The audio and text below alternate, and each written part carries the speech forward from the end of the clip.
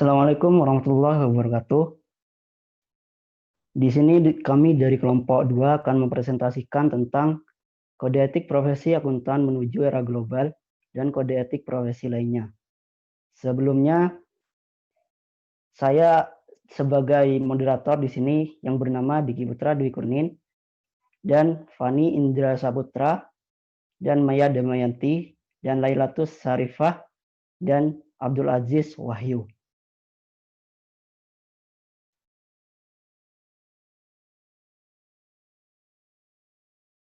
Tantangan profesi akuntan global. Kemajuan ilmu pengetahuan dan teknologi, khususnya teknologi sistem informasi dan komunikasi, telah ikut mendorong perkembangan ekonomi menuju penyatuan sistem ekonomi global. Penyatuan sistem ekonomi global ini makin mendorong tumbuhnya perusahaan-perusahaan multinasional yang beroperasi melampaui batas-batas suatu negara. Bisa dilihat pada aktivitas perusahaan dan perdagangan valuta asing. Ada dua persoalan di bidang audit dan akuntansi yang belum sepenuhnya dapat mendukung ke arah kesatuan ekonomi global, yaitu yang pertama, setiap negara masih mempunyai prinsip-prinsip akuntansi dan standar audit sendiri-sendiri yang terkadang berbeda antara negara satu dengan negara yang lainnya. Yang kedua, profesi akuntan di dunia belum sepenuhnya serius dalam mengembangkan standar perilaku etis profesi akuntansi.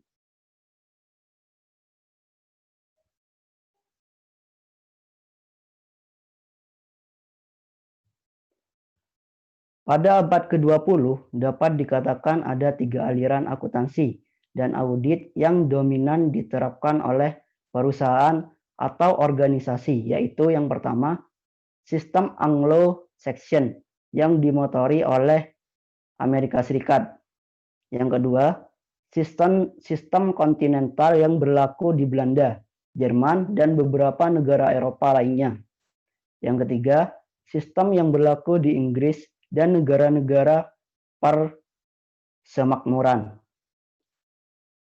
Memasuki abad ke-21, profesi akuntan di dunia tercoreng oleh beberapa skandal di bidang akuntansi dan audit yang sangat merusak cita profesi akuntan itu sendiri. Oleh karena itu, pemerintah dan badan pengatur profesi dan organisasi profesi akuntan mulai menyadari pentingnya upaya penegakan dan pengembangan standar kode etik profesi yang lebih ketat di samping upaya untuk mengembangkan standar teknis audit dan akuntansi itu sendiri.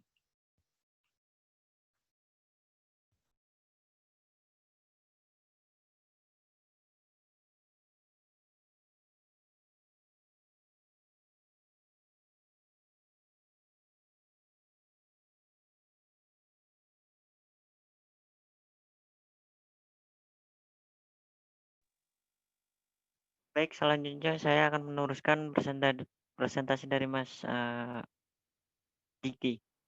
Di tingkat dunia mulai berbentuk badan atau lembaga seperti International Accounting Standard Board atau IASB dan International Federation of Accounting. Ini tidak saja sangat peduli dengan upaya untuk melakukan harmonisasi prinsip atau standar audit dan akuntan di seluruh dunia, tetapi juga mulai mengembangkan standar atau kode etik profesi akuntan global dalam upaya mendukung aktivitas perekonomian global. Sejalan dengan perkembangan ekonomi global dan dalam rangka mengantisipasi keberadaan profesi akuntan bertaraf internasional, maka dalam waktu yang tidak terlalu lama lagi, organisasi IAI selaku organisasi di Indonesia telah sepakat untuk mengadopsi standar audit akuntan Badan Kode Etik Internasional yang dikeluarkan oleh IFAK. Next.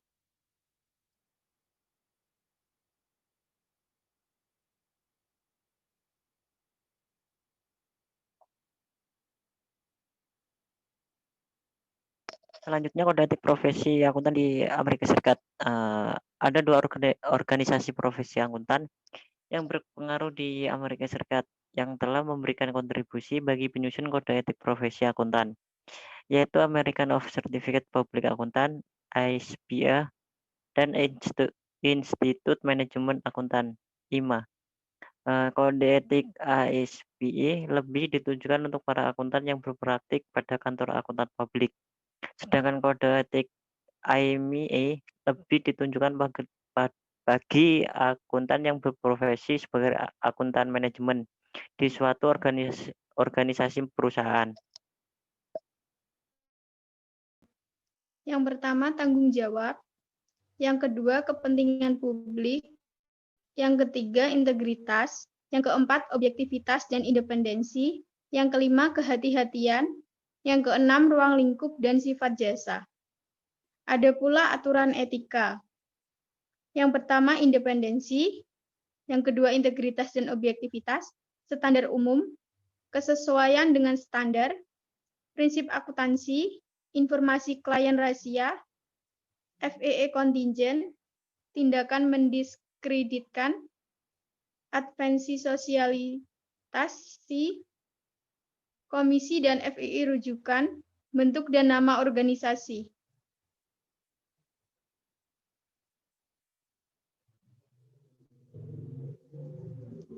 Selanjutnya, Sarbanes-Oxley ACT. Badai skandal keuangan yang mempertontonkan pelanggaran etika secara nyata yang dilakukan oleh para eksekutif puncak, perusahaan publik, multinasional yang berkantor pusat yang juga melibatkan profesi akuntan publik ternama sempat mengguncang bursa saham dan perekonomian Amerika Serikat.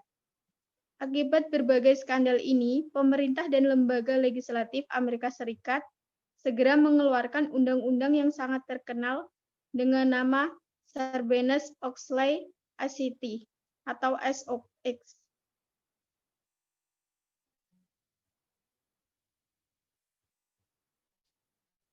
Selanjutnya yaitu Kode Etik Profesi Akuntan Federation of menerbitkan secara lengkap dan sangat rinci. Pedoman kode etik ini terdiri atas 3 bagian. Bagian A berisi prinsip-prinsip fundamental etika profesi yang berlaku untuk seluruh profesi akuntan dan juga berisi kerangka konsep untuk menerapkan prinsip-prinsip tersebut. Bagian B berisi menjelaskan lebih lanjut mengenai penerapan kerangka konsep dan prinsip-prinsip fundamental pada bagian A. Untuk situasi-situasi khusus, terutama bagian mereka yang berpraktik sebagai akuntan publik. Dan bagian C berisi penjelasan lebih lanjut mengenai kerangka konsep dan prinsip-prinsip fundamental pada bagian A untuk diterapkan pada situasi-situasi khusus, terutama bagi profesi akuntan bisnis atau akuntan manajemen.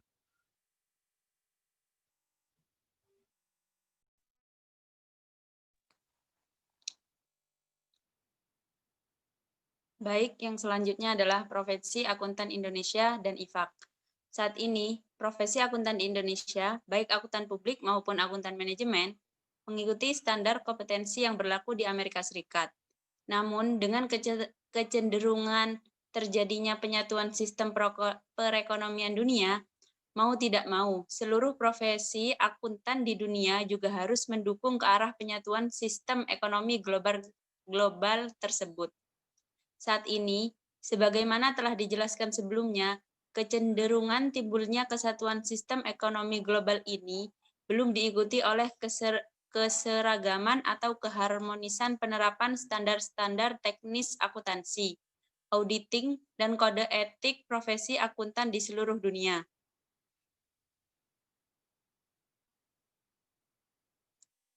Lalu yang selanjutnya, keberadaan berbagai profesi. Tujuan khusus dari setiap profesi adalah untuk mengembangkan kompetensi para anggota secara berkelanjutan sekaligus untuk melakukan pengendalian perilaku para anggotanya dengan berpedoman pada kode etik yang telah disepakati bersama. Kelompok organisasi seperti ini tidak membeda-bedakan latar belakang status para anggota, baik dari sektor swasta maupun sektor publik atau pegawai negeri. Berikut beberapa contoh kode etik. Yang pertama, kode etik Badan Pemeriksa Keuangan Republik Indonesia atau BPK RI. Yang kedua, kode etik Himpunan Auditor Internal Indonesia atau PAII. Yang ketiga, kode etik Psikologi Indonesia. Yang keempat, kode etik profesi advokat.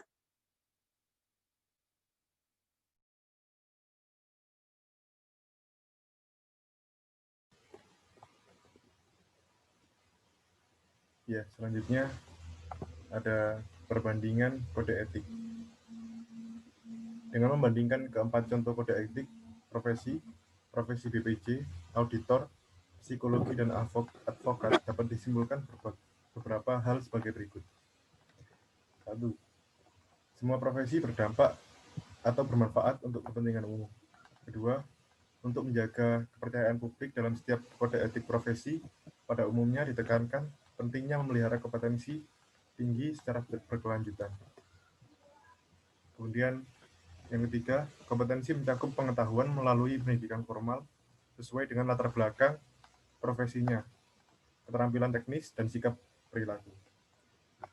Yang nomor 4 yaitu aturan mengenai sikap perilaku pada umumnya menyangkut tanggung jawab dan kesadaran diri sebagai pribadi. Hubungan dengan rekan sejawat, dengan klien, atau hubungan dengan lainnya. Kemudian nomor 5 adalah tanggung jawab dan kesadaran diri berkaitan dengan karakter utama, prinsip-prinsip atau nilai dasar yang harus dimiliki seorang profesional untuk menunjang citra dan martabat profesi lainnya.